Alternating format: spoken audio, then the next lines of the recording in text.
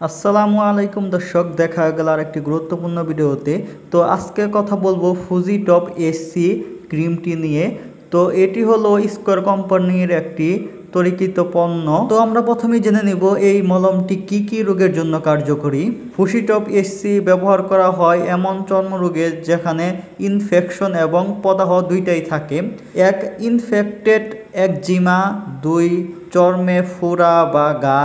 তিন, ব্যাকটেরিয়াজনিত র্যাশ চুলকানি। চার, ইনফেক্টেড ডার্মাটাইটিস। পাঁচ, চর্মে ইনজুরি বা স্ক্যাচ এরপর সংক্রমণ হলে। ছয়, ইনফেক্টেড ইনসেক্ট ব্রাইট। এসব রোগের জন্য এই মলমটি কার্যকরী। তো দর্শক, আমরা এখন জানবো ব্যবহার বিধি। আক্রান্ত জায়গাটি পরিষ্কার ও শুকনো করে নিন। দিনে 2 থেকে 3 বার পাতলা করে লাগান। ব্যবহার শেষে হাত ধুয়ে ফেলুন। চোখ, মুখ বা গোপনাঙ্গে ব্যবহার করবেন না। চিকিৎসকের পরামর্শ ছাড়া এই মলমটি ব্যবহার করা যাবে না। তো দর্শক, আমরা এখন জানবো এই মলমটি কি শিশুদের কি ব্যবহার করা যাবে কিনা, শিশুরা এই মলমটি ব্যবহার করতে পারবে কিনা। উত্তর হচ্ছে হ্যাঁ, শিশুদের ক্ষেত্রে চিকিৎসকের পরামর্শে ব্যবহার করা যায়, তবে খুব অল্প সময়ের জন্য এবং নির্দিষ্ট পরিমাণে। একটি স্টেরয়েড বা শিশুদের ত্বকে অতিরিক্ত বা দীর্ঘ সময় ব্যবহারে পার্শ্ব প্রতিক্রিয়া তৈরি করতে পারে, যেমন ত্বক পাতলা হয়ে যাওয়া বা হরমোনাল প্রভাব।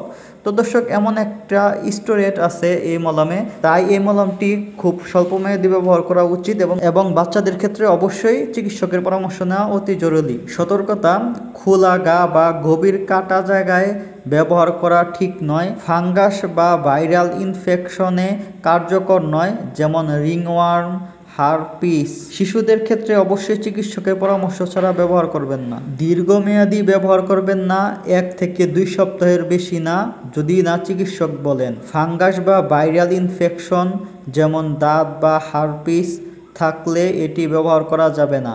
স্টেরয়েড রয়েছে বলে অতিরিক্ত ব্যবহারে ত্বক পাতলা হয়ে যেতে পারে। চিকিৎসকের পরামর্শ ছাড়া খোলা ক্ষত বা সংবেদনশীল ত্বকে ব্যবহার করবেন না।